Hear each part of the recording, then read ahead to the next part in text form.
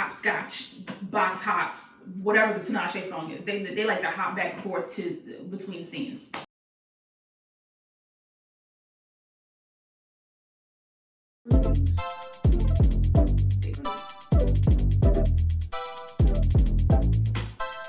Hi. Do you like my look? It's because we're talking about dating in this video. I'm Ebony, the Raging Black Girl, and welcome to my channel, where I do whatever I want, because that's the life I'm living. Because the world's on fire, and also drowning at the same time.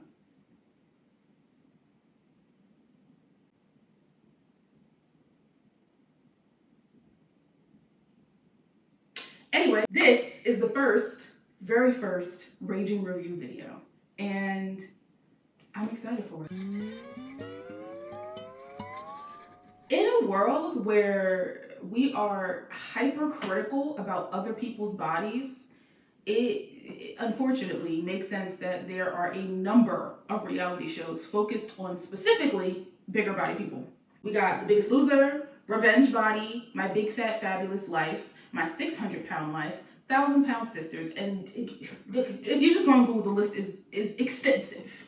Most of them focus on losing weight and fat, but none of them have the added focus of navigating the dating world. Picture it. My bed, summer 2023. I open up the Hulu to watch Golden Girls. Oh, yeah. And then something new caught my eye at the top of the screen, called Big Women, Big Love. It definitely had that 2010s reality show look, so I was obviously intrigued. The nostalgia got me. So I thought, what the hell? I'm in the mood for that kind of vibe. So I open it, turn it on. I didn't even read the description. I got like halfway through the show and I was having a lot of thoughts and verbal commentary, and it dawned on me, I gotta cover this show on my channel. Now here we are. What is the show about? Big Women, Big Love, duh. To give you more clarity, I'm going to read the description from Google. I just Google it, and this is what Google told me. Keep in mind, this is a show that was on TV in 2015 and also on Lifetime. Remember that. So the description is, most TV dating shows feature singles who fit the common perception of a traditional model. Big Women, Big Love does things differently, shining the spotlight on plus-size women as they navigate a challenging dating scene. While searching for a mate is often difficult for anybody, being extra curvy can make it even trickier. The featured women include Jen, a Midwesterner now living in Los Angeles and looking for a cuddly guy with a beard. Makeup artist Jessica, who recently lost 100 pounds and lives with her overbearing mother. Single mom Christy, whose dating guru is the internet. Mar, a wannabe singer with a penchant for skinny bad boys.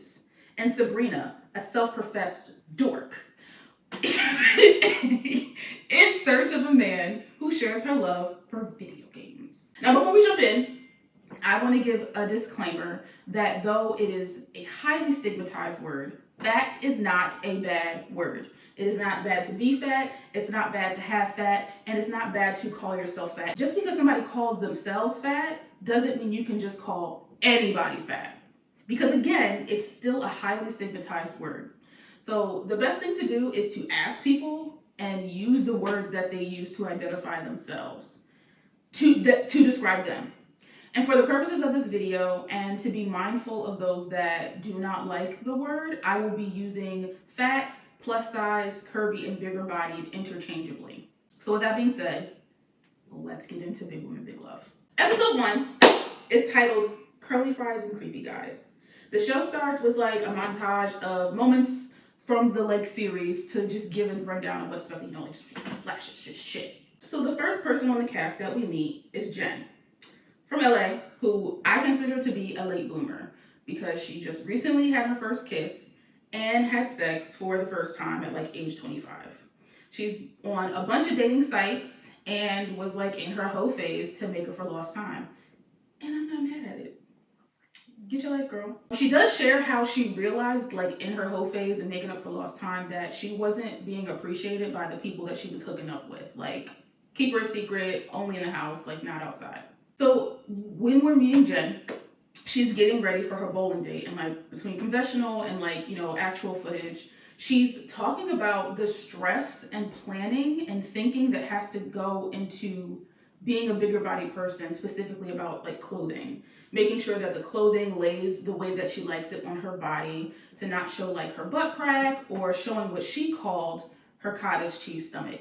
I personally feel uncomfortable when people are self-deprecating.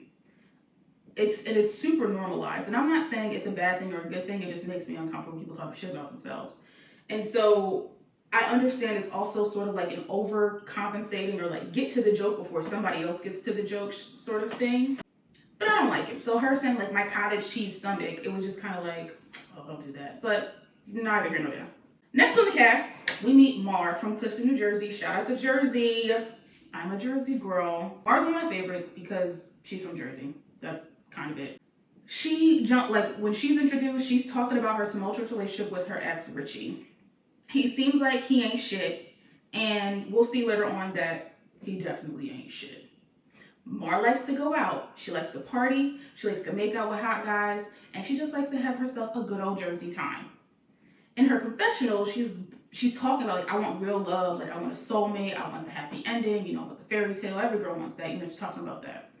When we're bouncing back and forth between the confessional and like the scene, she's in the kitchen with her mom and her sister, and her mom's cooking. And they're talking to her about Richie, like maybe he's not the one for you. The guys you date suck. You deserve better. That whole spiel. This show jumps back and forth between the cast a lot, so I'll be doing that too because I'm following the chronological order of the show. Because we're back with Jen, who is now on her bowling date. I didn't bother remembering the guy's name because he sucks. Immediately, she feels a bit catfished by her date because he doesn't look exactly like her pictures, which is absolutely fair. She expected him to look like beefier, hunkier, but sweet old Jen gave him the benefit of the doubt in hopes that his other qualities might be better. Very generous of her because there are no redeeming qualities about this man. So you're bowling. They're trying to put their names into the bowling screen, and it was cute. I'll be honest, how they're like trying to figure like, oh, what do we do? That it was cute. He's asking her like, oh, so what should we put? And she's like, just put my name Jen because that is my nickname. But do you want to know what this knucklehead put in? Juicy. He put Juicy. She even asked like, is that name for you or for me? And he's like, it's you. What the fuck? Because you want to know what he called himself? Lionheart. It's so easy just to put your name, Jenn. That's her name. That's one less letter than Juicy, and we know that those keyboards on that bowling thing is whatever. Jen obviously doesn't like the Juicy name, and in her confessional, she's like, I don't know whether to cry or to punch him in the face. And to be honest with you, Jen, I support both, especially as a lover of crying herself. But he needed to be punched in the face because, like, one, you didn't follow directions. I told you. I gave you what you need to put in there, and you put Juicy. Number two, Juicy? He obviously only sees her as her body. Boo, 0 out of 10 stars. Boo, he sucks. And honestly, it would have been great if she just, like, turned around and left. Didn't say anything, like, did a 180 and hightailed it right on out of there. And I'll be honest, while watching this show, I'm usually like, is this staged? Is this a real date? Are parts of this fabricated? Because in this scene, I'm just appalled at the things that he was saying to her face about her body and her weight. And also, like, some of the interactions just seemed really awkward and weird, like they're trying to act through this. But I also know, on the other hand, some people are actually terrible and do genuinely act like this. Like, if somebody's terrible and the other person's trying to create interaction out of that, whatever. It's time to figure out what to eat. He asks her what she wants to eat, and she says curly fries. Now, Jen is not a girl who's going to change her eating habits on a date. She gets what she wants, she eats what she wants, and she's not going to apologize for it. They're ordering food, and he asks if they have Gatorade because he's on a diet.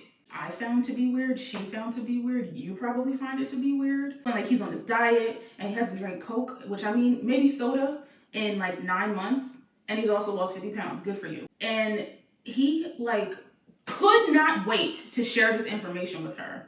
And in her confessional, she's like, I'm a bigger girl. I don't want to hear about your diet.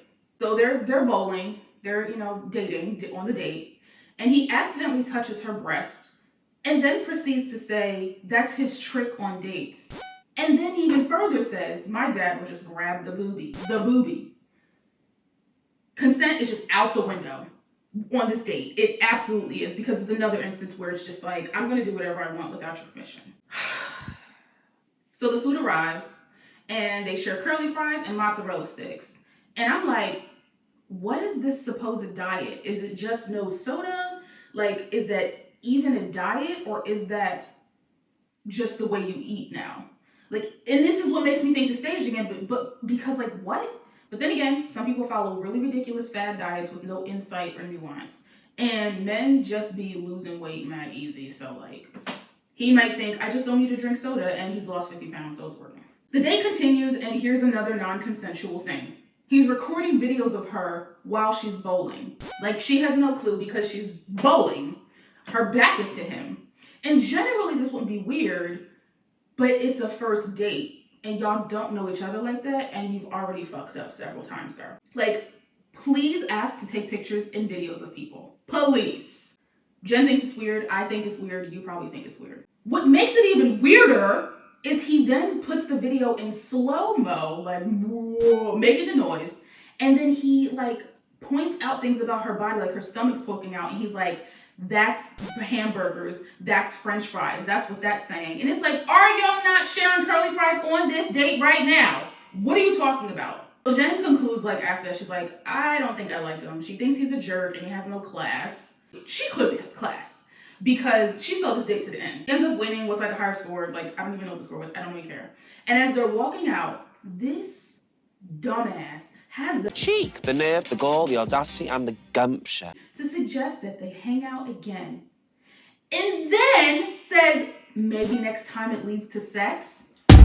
Excuse me? In what world did he think that the date went well enough to hang out again and to have sex with her? Delusional. Absolutely. He even said, I've already touched your boob. 1, wasn't even consensual. 2, even if it was consensual, consent to one act does not equal consent to all acts. Jen's sweet ass just laughs off his suggestion and doesn't seem to answer at all. My suggestion is to run and block him, Jen. So we're back at Mars' house, where what she calls her skinny, pretty friend and mini-me coworker are coming over. They're 2 different people. They're coming over and they're getting ready to go out. Night on the town with the girlies. They're helping her pick out an outfit for the night. And it's just so 2010s, and I absolutely love it. Should I wear this shirt? Like, what about this? I think, like, it's cute. I love it. In her confessional, Mars talking about how skinny women can look and dress however they want and still look good. Mars says, as a fat girl, you have to have the appropriate outfit, you gotta have your hair done, you gotta have your makeup done, you gotta be on point. You can't be caught slipping. So in the scene, they're taking shots, they're doing their hair, they're doing their makeup, they're doing all of that. It's real cute. And so they're talking and stuff, and she starts bashing her ex, and her friends are like, let's probably have a night where we don't talk about him. And if you do talk about him, we'll punch you in the face, or you have to take a shot. Like, it's like one or the other. While she's getting dressed, between confessional and the scene, Mars talking about wearing fajas. And I'm somebody that uses subtitles. I need them. And the caption just is like, when she says faja, it just is Spanish. So she tells us that faja is Spanish for girdle. My question is, who decided that with plastic surgery specifically, you call it a faja? Is it because girdle is too grandma-ish? Because I have thought that a faja is specifically like a device used for post-surgery with, like, whether it's tummy tucks or whatever, to keep everything in place. But it turns out it's just a girdle. I feel bamboozled. I feel lied to. And you can correct me if I'm wrong, but I just found that to be interesting. Mars says that a girdle is a curvy girl's best friend. It keeps her rolls in place and it makes her feel confident. And it's obviously tight because her friends need to help her put it on. It like reminded me of the scene from White Chicks in the dressing room or Cinderella with Brandy in it when her mom was tightening the one of the stepsisters' corsets. It's just like, ugh. I don't even like wearing bras these days because they feel so constricting. And Mar is over here wearing a girdle, sometimes two at a time, to go to the bar, to get drunk, and twerk her night away. What a soldier. Because it couldn't be me. Y'all gonna have to see the roles. Before we can join Mar on her night out, we meet a new cast member, Christy from Fort Worth, Texas. She's a party girl like Mar, and I love it. So Christy is a single mom who is also fat and lives with her mom. So she talks about how hard it is dating, with those circumstances. She does acknowledge, however, how lucky she is to live with her mom because, again, it gives her that flexibility and freedom to enjoy a social life because she got a built in, like, babysitter. But it does come with the con of not being able to invite her dates over for, like, a nightcap or a little woohoo in the sheets. She also talks about, like, not being a Texas 10 and never being the girl that gets hit on when she goes out with her girlfriends or, like, her family because she hangs out with her stepsisters or sisters-in-law. She's an extremely confident and outgoing woman, like big personality. But she knows that doesn't always equate to someone finding her attractive. And when Christy talks about this, she doesn't seem very like humglum about it. She's just very matter of fact.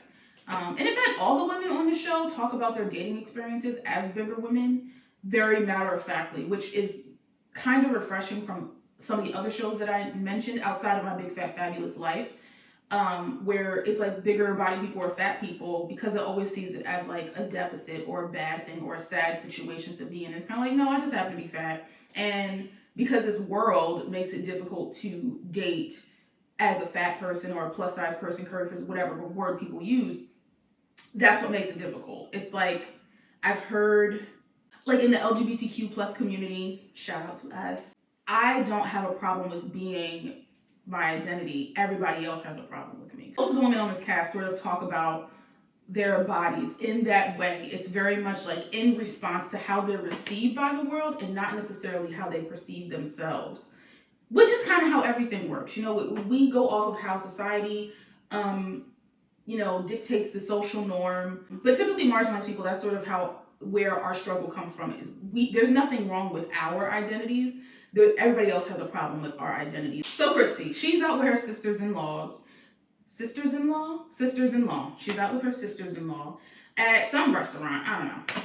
And it's during the daytime. And she sees a guy that she finds cute. She's like, oh, I think he's cute, talking to her sisters-in-law. So Christy, being the confident baddie that she is, gets up and introduces herself to the guy. Like, she goes to his table. And he's with a couple of the guys. So it's like, oh, the fellas are out. But the guys are interested in who she's hanging out with. They're not too far from their like they're like back. Their table's here and the fellas' table's here. And again, I'm like, is this staged? But to be honest, I don't know, nor do I care if things are staged in reality shows. To be honest, I'm just here for entertainment and commentary.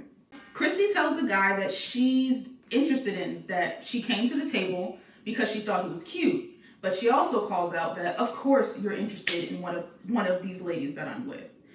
She says, like, oh, of course you're interested in her. If you put her against me, I don't stand a chance. Real talk, Maxim. Real talk, overweight. Now, most people would just, like, jump in as these guys are like, oh, no, that's not true. Like, everybody has a type, da-da-da-da-da-da. And again, Christy is matter of fact and conversational, with making these points and these statements. Like, she's not sad about it outwardly. She's talking like, I'm just stating facts of, how our society is about like social traction, and especially in that moment. And so she's back at her table with her sisters-in-law, and one of the guys comes over to their table trying to set one of her sisters-in-law up with some guy that ain't even there. Like, what? So Christy asks him outright, like, why her and not somebody like me? And he's just like, oh, well, I mean, like, he just likes blondes. Like, I don't know why. And Christy is a brunette. So in Christy's confessional, she talks about how hurtful it is that being fat singles her out as the girl that like doesn't get attention or isn't considered to be beautiful. It makes her feel insecure and wonders if she like, do I even deserve this attention? Like, is that something that I can have? She's a real good sport. She meets people. She has a good time going out. Like she's good at meeting people and relating to people and talking to people. But it's still hard to meet people as a fat person.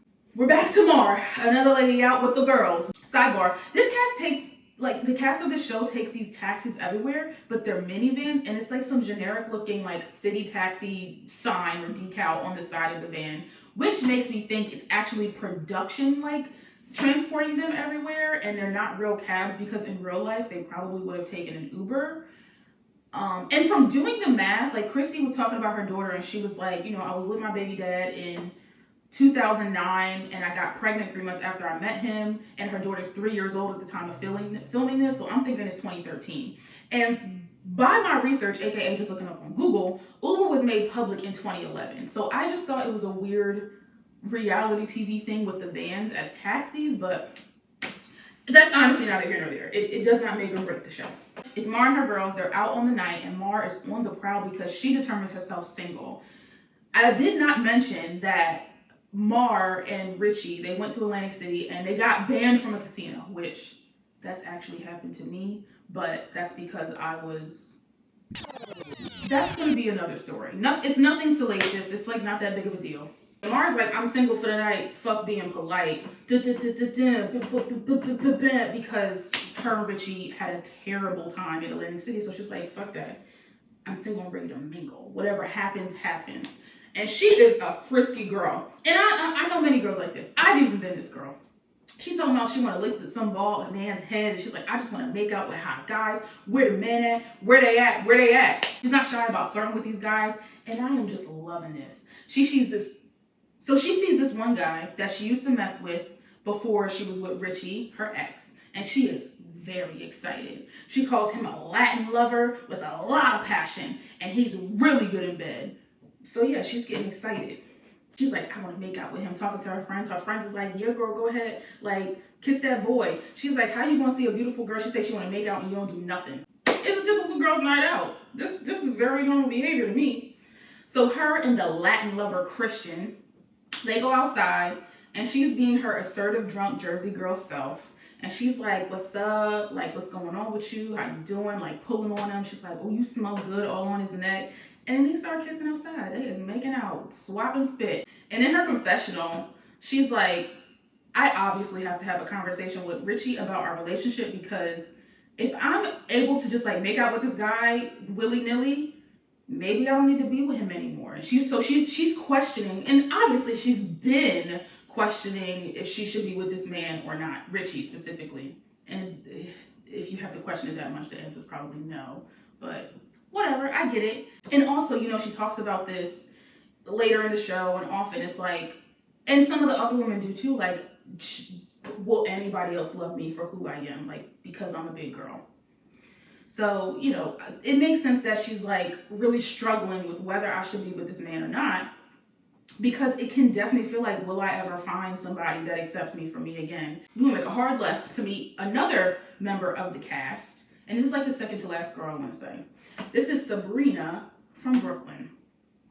She's a fashion visual merchandiser, and everybody didn't talk about what their job is, and I don't think it really matters. But for Sabrina, it does matter. It's her storyline. So being a fashion merchandiser, she talks about how she has a hard time dressing herself, although she dresses like mannequins and puts outfits together for typical body types to just be generic. She's a girl who loves fashion, but essentially doesn't feel welcomed into fashion because she doesn't look like the typical fashion girl. And 2015, I'm sure, was very difficult to find, I think Fashion Nova Curve was a thing. Whatever. And if this was 2013, I can imagine the pickings were slim for clothing for curvy women, bigger body women, fat people.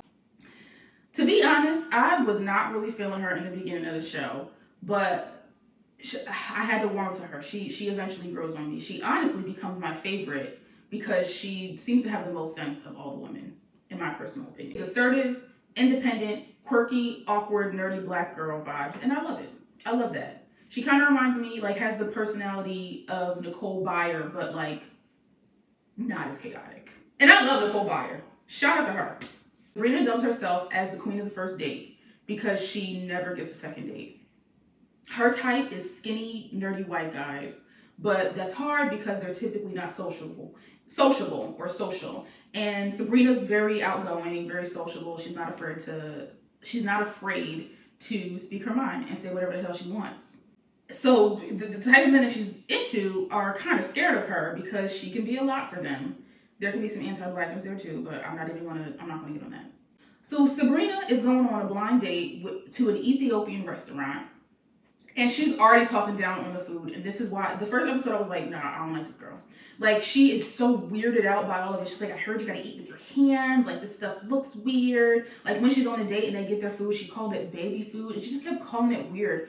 And I'm like, ugh, I don't like that. Like, do not other cultures and their food and customs seem like they're just so bizarre and so gross. It's like, ew, stop. That's whack. That's corny. So anyway, she meets her blind date and notices that he's smaller, and she's like, great, another guy where I'm a giant. Because I don't know how tall this woman is, but Sabrina looks like she's tall. Christy looks short. Jen looks like she might be a little shorter, or like probably my height, but Sabrina like she might be 5'8", 5'9". And the conversation on the date is, and of course this is editing, but she seems to be dominating the conversation and just talking about how the food is just so fucking weird, and this is so weird, and how uncomfortable she is, and how she's a picky eater, and just kind of like, oh okay, oh okay, oh okay, like that's the energy she was giving, and it's just like, you're not even being open. Like, she was not open. She was not open to the experience. She wasn't open to the date. Which is fine because he was smaller and he's a blind date, and she's just like, great, this is probably not gonna go that well. And it doesn't, but not in the way you think. Not anything like Jen's date, because while she's talking about the food being weird, and they're like kind of eating, or she's like, oh, these look like crepes, or these look like pieces of paper, talking about the bread. And her date, he's kind of like, if don't force it. Like, if you don't like it, he's a very sweet guy, very accommodating for her, which was probably the best person for her to be on this date. She gets sick, like her stomach is Wu-Tanging. And just when things were going somewhere, like there were things going to escalate or something's going to happen, they switches back to Jen. In this scene, Jen is meeting up with her friends, and she's telling them about the bowling date. And her friends agreed with her about every single weird and fucked up thing and inappropriate thing that guy did on their date. They also were like speaking into her about, like, you're a great woman and you need somebody that's going to challenge you. And I got flashbacks to any fucking Lachey production on Netflix, because challenging, connection, these on these dating reality shows, they love to use the word connection, and they love to use the word what was I just saying? Challenge. They want to challenge. Like, oh, I want somebody that challenges me, but they don't really know what that means. But whatever. Her friends are speaking into her like, you don't have to put up with bullshit with these guys, basically. Then we jump back to Sabrina. Her sweet date just tries to help her with her discomfort. He even is like giving her like this guided meditation about being a flower and budding. And she has a response and a retort for everything he says. Like, he's like, oh, imagine yourself as a flower and you're growing and you're just getting bigger and bigger. She's like, dude, I'm already big. You just close your eyes and meditate. She excuses herself from the table and she goes to the bathroom and she ends up throwing up several times. Like, she's back and forth from the table, like, oh, I gotta go back to that. Oh, I gotta go back to that. And he's, again, very accommodating, very understanding.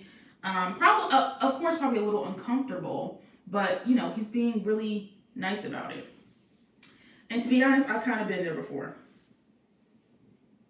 where I got sick on a date, and never mind, I'm not getting into it. So yeah, Sabrina is just calling Earl several times on this date, which is no fun. And for it to happen in a public restaurant, on a first blind date, like, that just is not fun. She looks like she's going through hell, and I've been there. It's not fun.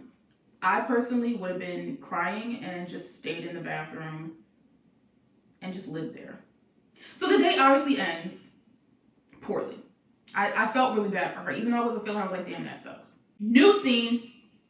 We're at Mar, and she's at her job, and she's like a hairstylist, something at like a hair salon, and she is rehashing her wild night to her coworkers, who they seem to be like her friends too. It's a fun scene. I like these people, and I love to see the girls growing.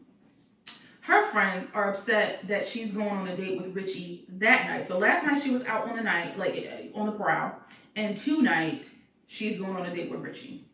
And her girl's upset about it because again, Richie ain't shit. He's not shit. And we will see that on this date. We jump back to Christy. She's going out to party with her partying friend. Her friend was like, yeah, girl, we got the same inappropriate sense of humor. We love to have fun, and we're gonna go have fun. And so they're planning on going out, and she's also hoping she can meet the guy that she's talking to online. And can I just say, I love Christy's outfit, especially with her shorts and her heels. I just think it's so cute and so, it just looks so good on her. It looks good on her. It's a cute look. I love the shorts and the heels. It's just really cute. Christy really be having a good time. I wouldn't be surprised if she's like, I'm gonna kick my shoes off and I'm gonna bust out on the dance floor kind of girl. She loves being inappropriate and flirty to help people get past her being a big girl. Lucky for her, her online boo makes his way to the club and they're hitting it off. They're having drinks, they're talking, they're laughing. It's going good. They're having a good time. Christy's voiceover tells her that this guy opened her up sexually because they be having phone sex, which of course I immediately judge because I'm a human, and I'm like, you didn't meet him yet. But I also was like, go ahead, Christy, get your shit. So anyway, they having a good time. She's feeling up on him. They all in each other's faces. They drunk. They kissing and shit in the club. And unfortunately, that's as much as Christy can do because she can't invite him over because she lives with her parents. So another date night is coming up, but it's Mar and Richie. And this is obviously not going to turn out like Christy's night. Like, not at all. It's going to be the complete opposite. Mar, at this point, knows that Richie is not for her, but she doesn't know how to break up with him. She talks a lot about how, like, I've never broken up with somebody. I'm usually the person that gets their heart broken. And she's also having a hard time with doing that. She's like, I just don't want to break anybody's heart. I don't want to do that. She's feeling bad because she was kissing that man the night before. And she wants to dump Richie, but she's really feeling bad because he took her to a nice restaurant on the water. Like some authentic Mexican restaurant. And that tells me that he knows she's done with him, and he's trying to pull last-ditch efforts to try and keep her around for a little longer. He's not dressed for a fancy dinner. She picked him up like he was on his skateboard, like he looked like he was just at the skate park. He's wearing a snapback and like a polo shirt, like he's the leader of a pop punk band. Like, this is not telling me that you really were trying to set up for a romantic, like, fancy dinner. You just did the bare minimum. And you know what? Unfortunately, the dinner and the location is having an effect on Mar because now she's second guessing breaking up with him. But she's a brave girl and she decides to tell him about kissing that guy the night before. She stumbles through it. And it's not the most immature conversation, but it's also not the most mature conversation. Like the way she stumbled, she's like, I kind of like hooked up with my ex and like rolling out the information. And honestly, it's, in my opinion, it's not that much. Like, yeah, she was kissing some other guy, but y'all don't be on good terms. And she didn't go home with him. Well, I don't know. They didn't show none of that. And I think they would have shown if that happened because they've shown other things and talk about other things. But, yeah, she stumbles through telling him, obviously this will be difficult because of all the things I've already mentioned. Will I ever find somebody else that will accept me for me? I don't want to hurt this person's feelings.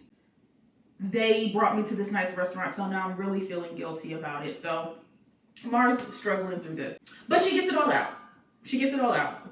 And I judged Richie, and I was very surprised by his reaction because while he was very upset and disappointed and hurt, he seemed to be able to communicate his feelings about it. Goodness. Then I started feeling bad for judging him. But then he proves me right that he ain't shit. He starts that like, oh, have fun hooking up with guys who care about you. Like trying to make her feel bad, but also trying to be the victim. And that's fine if he is the victim in the situation because she technically, I guess you could say she cheated on him or something like that. He never says that though. He never said like, how could you cheat on me? Like the cheat never comes out his mouth. So it's like, is this a situationship that was like, whatever. We know these kind of relationships. So he's being an asshole, being like, saying this shit. And she's trying to communicate the things that she wants from him. She's like, I deserve to be respected. I deserve to be treated nicely and not to feel miserable every day. And he's obviously and rightfully feeling salty but he's also being rude and sarcastic and just being a fucking asshole. So Mar gets up and is like, I know I fucked up, but I know what I deserve, and it's time for me to move on, which is like, good for you. Go ahead, Mar. So you think the scene is over because she's exiting, like the camera's following her down the stairs, but no. This man runs after her and is yelling at her and making her feel bad and calling her out her name, telling her that she won't pay for what she did to him, and it's like, that's a threat. Put a restraining order on him. He is not safe. She's like, her car door's open, she's leaning over the car crying and telling him like, please leave me alone. He like, I guess it's like a parking like voucher or something. He takes it off the thing, crumbles up, throws it at her. She takes his skateboard out the car. She rolls it down the sidewalk like, skate away. Go ahead, skate away. Skate out of my life. And I'm like, yes, girl, tell him embarrass his ass because he's trying to embarrass you out here. And that's where the episode ends. Well, they do like a montage of like what's to come again, like for the rest of it. But they end on that highly dramatic scene, which great for that era of reality television. I loved it. There's still one more cast member to be introduced to the cast, and I can see why they saved her for last and for another episode because my God, she's a handful. I can't stand her. Like Sabrina got on my nerves, and then she grew on me. Jen's voice is kind of annoying, and because she's a late bloomer, she can seem a little naive or a little childish, for lack of better words, but that's not pretty accurate. It's just because she probably hasn't had some experiences. She just doesn't have that forthright, whatever word I'm looking for. That insight. She doesn't have that insight. But old girl that you meet in the next episode, absolutely not. Absolutely not. Can't stand that lady. Do not like that lady. She's just not likable. I also don't know these people, so this is very much whatever the show has shown me, but I'm just like, this woman just keeps digging herself into a hole with every word that she utters. Yeah, so that's the end of the first episode. Thank you for watching the very first Raging review. I hope you like my outfit. I hope you like this video. I really want to talk about the show with other people. I haven't really looked on YouTube to see if anybody has, talked about the show. I follow Kenny JD. I follow, Danny Gonzalez. I follow Curtis Connor, Drew Gooden. What's his name? Jarvis Johnson. What is it? Oh, D'Angelo. Like, I follow some of the, bigger YouTubers. Athena, who does mostly children's programs, and I didn't look to see if anybody else covers the show. Oh, what's a Chad? I don't know if I've seen her cover it. I don't know that other guy who's been doing a lot of like obscure Spike TV kind of shows, or like the what is his name? No, none of them have covered the show. So I don't know where I was going with that.